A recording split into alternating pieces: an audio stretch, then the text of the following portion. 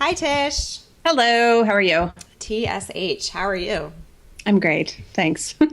But you are not in Martha's Vineyard as the map conveys. I wish I was right now. I'm in humid Austin, Texas. But yeah. I guess it's already humid because it's spring as well. Oh, you don't want to be in here right now. Oh. It's 90% humidity and it will be till like October. Good times. Glad I'm here. But you're going to get to Oregon some in the summer. Yes. Yeah, that was our compromise to moving back here is okay, we'll hightail it out of here July, August when it's the worst and be up in Oregon where we used to live. So yeah. Perfect. It'll work. We'll survive. Well, I want to read your bio just to tell some folks about who you are. You're one of my favorite people online. So, Tsh Oxenreider is a writer, accidental entrepreneur, traveler, wife, and mom. She likes learning stuff, reading stuff, writing stuff, and walking on stuff. That is dirt. She just traveled around the world with her family for a year, and now she's writing a book about things she learned about home, the vow of stability, and why the paradox of homebodiness and wanderlust can play nicely together. She's the author of several awesome books, including her last, Notes from a Blue Bike, and she's the founder of the popular website and community blog, theartofsimple.net. Cool. So can you just kind of, as background, give a little bit more flavor into kind of how you got where you are working from, this cool home office with the Martha's Vineyard map and just doing the thing you love doing, or I think you love doing? Sure. Well, I started blogging at the tail end of 2007, early 2008, which I know a lot of people did because that's when blogs kind of blew up. They'd been around for a while before then, but I was living in Turkey at the time and I was diagnosed with depression, and my therapist suggested I find a creative outlet. For living my life there. You know what it's like when you first move to a new place. You can't speak the language. You don't know where anything is. So you feel like a toddler all the time. And so he suggested a creative outlet might be something that would just make me feel like a coherent adult. And Kyle, my husband, was the one that suggested a blog because he knew I liked to write. I have an English degree and I'd always wanted to write, but that was always put on the back burner. I was a mom. I was pregnant with my second at the time. And so I thought, sure, why not? It'll just be for fun. So I started the blog on a lark, and it was naturally about simple living because that's what I was actually living. Where we were living in Turkey, we could only bring 10 bags of our stuff, previous stuff. So we were starting all over with our life. And so it was a lot of this, I have the freedom to choose what comes into my home from scratch. And I was learning a lot of line drying clothes, eating from scratch, that kind of stuff. And so it just naturally became what the blog was about. And there weren't a lot of things out there on the internet at the time about that sort of stuff. Now it's everywhere. And so I think it just found an early adapted audience, and it kind of took off from there. And so I first earned a living off of it, I think I first made money off of it. I shouldn't say earned a living. About 6 months later, it was cup of coffee's worth of money. Right. But then ever since then, I've made a little bit of money, and it's just increased over the years until now it's our full-time gig for our family. That's awesome. And so what is it that you are really focused on these days? Is it creating content for the blog? Is it you're writing books? Is it going around speaking? What is it? Or is it all those things? Mm-hmm. It's actually not all those things because I have learned I don't like to speak, actually. I like this kind of thing where I don't have to leave my house, and I like podcasting, but I don't love being in front of an audience on a big stage. But the main two focuses I have these days are book writing, because it's what I love to do, and podcasting. I keep the blog, obviously. It's still running, and we post 2 to 3 times a week, but it's not my favorite thing to do these days. And so I channel most of my energy into the podcast, and then book is kind of a seasonal thing. I dive deep for a few months to write a book, and then I come up from air and I do other things. So those are my 2 focuses mostly. Awesome.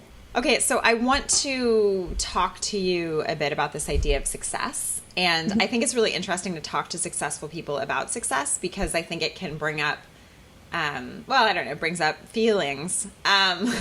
So do you sitting in your house today, in your home office in Austin, talking to me, do you feel like the success that people think you are?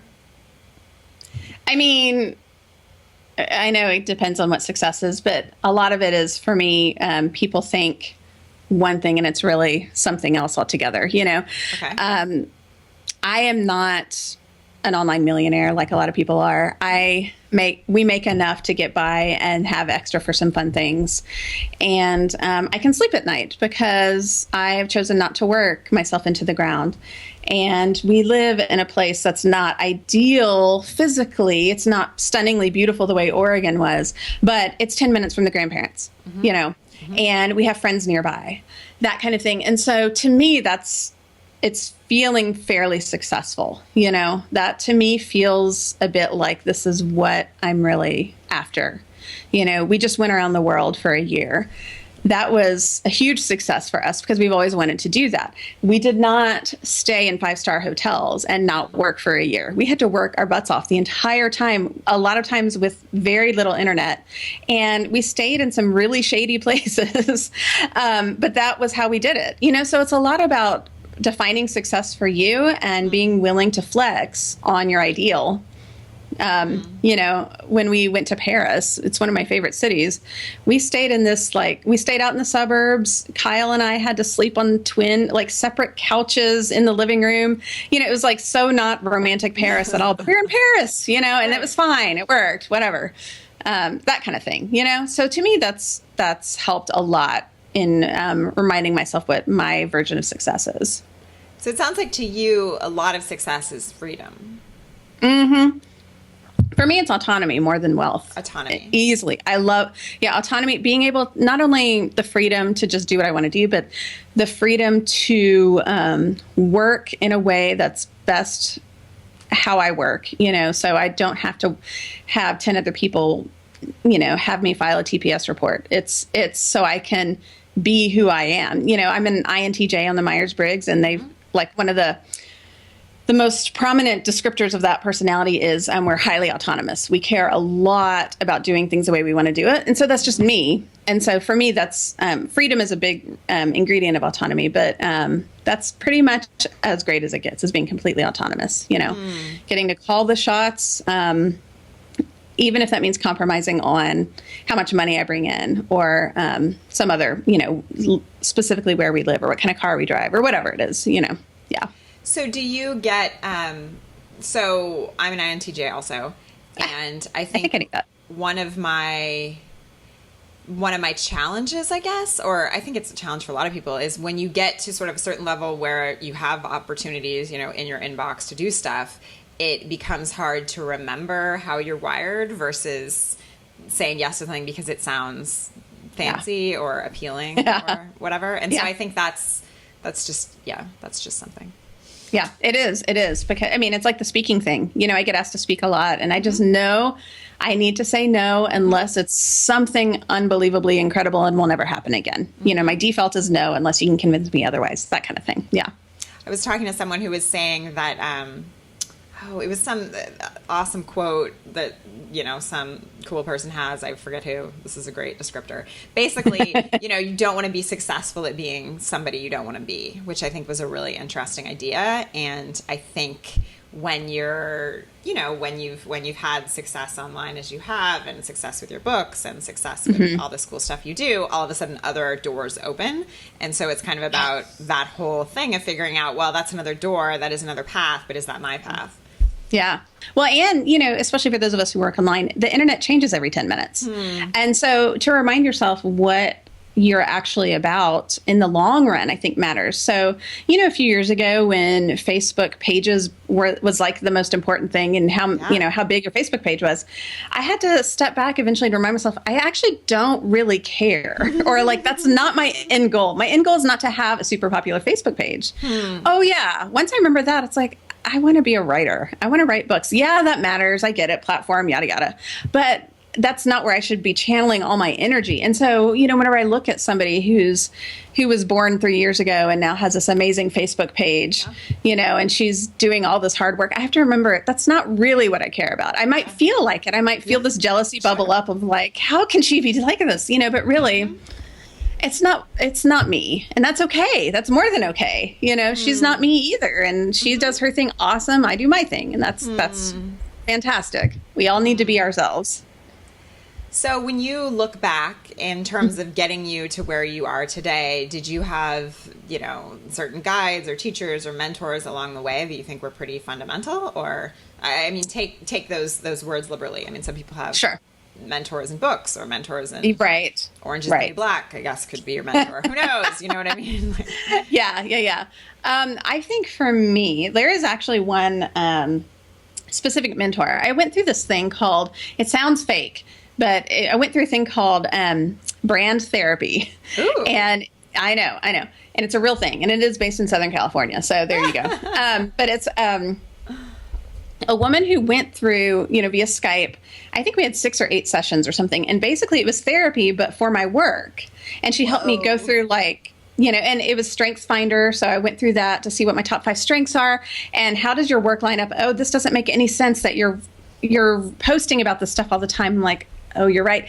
This is when I changed my blog's name, because she helped me realize that was the struggle. It wasn't it wasn't the work itself. It was how I was packaging it. So that kind of thing, that was in, I want to say 2013. So at the time of this, it's 3 years ago or so. That was key for me. It made me realize, it made me really zero in on what I was about. Having someone else talk me through it, work through the steps of the process. She was fantastic. She did not BS at all. She told me ahead of time, I'm going to offend you and you need to know this. And that was so helpful. I needed someone to just tell me exactly what she saw and how it didn't line up with who I was. And it was fantastic. It was just what I needed. Wow. So, yeah. Okay, yeah. So that's a very formal person guiding. That was a formal thing. So for sure. When you, back in 2008, when your therapist says, hey, Tish, get a blog because it's a good outlet, you probably, how did you even know how to do that? Well, so I say that I started then. Before then, I had a grandparent blog, where you post photos for the kids or for the parents. And so I knew the basic how-tos, but I did not know at all how to run a big blog and make money doing it. So so this was, I was 6 or so months pregnant with my second. The rest of my pregnancy with him, I was just reading up on how to do this. I was just more intrigued by this idea. And in the newborn stage, you're doing a lot of just sitting and nursing. And so I would read a lot. And probably the one I read the most was Darren Rouse at the time, pro blogger, because he was the best. He still is the best at explaining the 101 on how to start a blog. And so for me, I just did a lot of that, just taking in, this is all fascinating and interesting. And yet for me, it was also just fun. That was kind of my nerdy thing I would do for fun anyway, and so I just enjoyed it. I didn't really know if I'd make, 25 cents off of it, but I still wanted to do it because it sounded fun, especially in a place like Turkey where everything was hard. And so that was probably my earliest on. Darren was my early on, I guess you could say, mentor, and I've since become friends with him. So it's kind of funny to think back on that. Yeah. I think that's really funny how that can happen. I look back on people 10 years ago that I learned so much from in a book and now, know them or friends or something. It's a strange world. Yeah, it's funny. So I was listening to a podcast you did recently about, I think it was with Ann Vogel, about how you guys work. And I think it was really interesting. And it's the beginning part of a series, I guess, where you guys are going to be talking about what it means to sort of work for yourself and what work actually looks like. And it reminded me, or it made me think of this idea of sort of how people see you from the outside. And you guys touch on that in the podcast, but just the way that, when people see you on social media, your fans or your followers, your readers see you on social media and they think of you a certain way and they think, you are doing so much and you are getting so much done all the time and, you're superwoman. I mean, basically, right? And you get tons of readers asking you how you do it all and all that kind of stuff. So I'm just wondering if you can talk about sort of, I think there's two sides of it. I think there's the pressure that kind of the outside world then puts on you to do all those things, but then there's kind of the reality, which is that, which is different. Yeah, totally different. Yeah, it is funny after all these years that people still think I do more than I really do. And, I think at least for today, 2016, there is definite information overload on the internet. If we paused everything right now and didn't create any new content, none of us would ever read it all. So Once I started, I noticed, I don't know, a few years ago when I started looking at my analytics that a sizable part of my traffic came from older posts, like things people were just finding via Google or Pinterest or wherever. I realized that I was putting all this weird pressure on myself to constantly post. Whenever that's not what was keeping the lights on. These new things. It was the old stuff, or it was just the stuff I spent hours and hours working on back in Turkey. It's not that the site was running on autopilot. I still needed to post. It's a blog, but I lightened up then, realizing, and so I felt like at the time was a big risk. I only posted once a week, and I still only post once a week. The thing is, I have a contributor once a week as well. And so we post 2 blog posts a week. And then every other week, I post a podcast. So some weeks we have 3 new updates on the site. Right. But in the big picture of it, that's still me only blogging, writing a blog post 1 time a week. This is just an example. Sure. People, might think I blog all the time, and I don't. I write once a week. That's 4 posts a month. That's not much at all, for a full-time blogger. So that's just, an example. I outsource a whole lot of stuff. Obviously, I have a VA who handles all my advertising and a lot of the email onslaught. I have someone who produced my podcasts. I have somebody who runs my course. So there's a ton of behind the scenes people that never get a mention, but they work just as hard on the site behind the scenes. Right. So, it's just kind of how it is. And then at the end of the day, things still get really messy around here. I write about simple living, but that doesn't mean I don't have a pile of laundry. It's like I'm just like everybody else who always feels behind on things. It's just, I've heard one time a really good definition of the best kind of expert is someone who's 1 step ahead of you on the path. They're not 27 steps ahead of you. They're 1 step ahead of you. That's the best expert for you because they can remember 1 step behind. They remember what it's like 1 step behind. And that's how I feel most of the time. If anyone was to ever call me an expert on anything, I still remember what it was like to have a baby, or I remember what it's like to not sure what I wanted to do with my life, that kind of thing. So I'm still in the early stages, I think, when it comes to all of life, figuring this out. And so basically I'm a hot mess too. It's the easy way to answer that. I don't have all the answers. Yeah. There was like a, I don't know, like an image, a graphic going around Instagram that I just loved. That was something like, I don't know, it was like, I'm just winging it. My eyeliner, my blah, blah, blah, my blah, blah, blah. I don't even remember, but it was hysterical. But it was like, the point is like my eyeliner, mothering, and whatever the third thing was, like, I'm just winging it. But it really is. I mean, it's the fake it till you make it kind of thing, sort of. It's not even till you make it. It's a lot of just faking it, It's a lot of just, I'm doing what needs to get done. And then I need to go get my kids from school and I need to sit on the couch and veg. And, it's a lot of just regular life stuff over here. I'm making a living online, but it's not fancy living at all. It's just doing my thing. So, yeah. So I think sort of the last thing I just want to talk about is this idea of kind of like still trying new things, even when you've reached a certain level of success. And you have there's a line or a quote in Notes from a Blue Bike where you say, people are willing to be brave when they admit their smallness within the enormity of the world. And the best way to understand our smallness is to leave our comfort zones and start exploring 1 foot in front of the other. And I think people sometimes think once we've gotten to sort of a relatively safe place in our careers that we don't need to do that anymore, right? That was something for our 20s when we were trying to figure out what the heck we were meant to be doing. But Right. And, I don't think the world even works like that anymore. Like the example we gave with the internet, it changes all the time. If you do stay stagnant, it is going to change on you and you're going to suddenly feel behind. That doesn't mean you constantly reinvent the wheel, though. It does mean, you can settle with what feels good to you and keep at it for a while. But, maybe it's just me. I tend to thrive on change. I don't really balk it. But I think there's some good to having to step out of our comfort zone on a regular basis. It reminds us that we're human. It reminds us that we don't have all the answers. It reminds us that we need other people. If we think we've arrived, that is kind of a level of pride I don't want to touch, Yeah. In that specific example, something like travel does more to step you out of your comfort zone and make you feel vulnerable and make you feel like you don't know what you're doing than just about anything else. And I think it's a great analogy for just all our parts of life, trying, stepping out into a different culture, trying new things like foods and, that kind of those parts of travel look the same when it comes to just making decisions for our kids. How we interact with our neighbors, what kind of work we choose to do, what kinds of, foods we buy, how we get to point A to point B in our neighborhoods, that kind of thing. That's a lot of those small changes we can make that help us sort of live,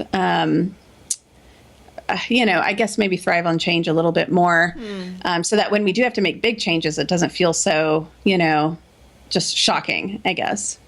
I love that idea, though, of making more small changes in your own life just to make change more a part of life. Because, right, I mean, when we travel, when my husband and I travel, or when my husband and daughter and I travel, it's this exciting week where all these crazy different things happen. But then we get back to our normal life. And our normal life, we really go through the same routines all the time.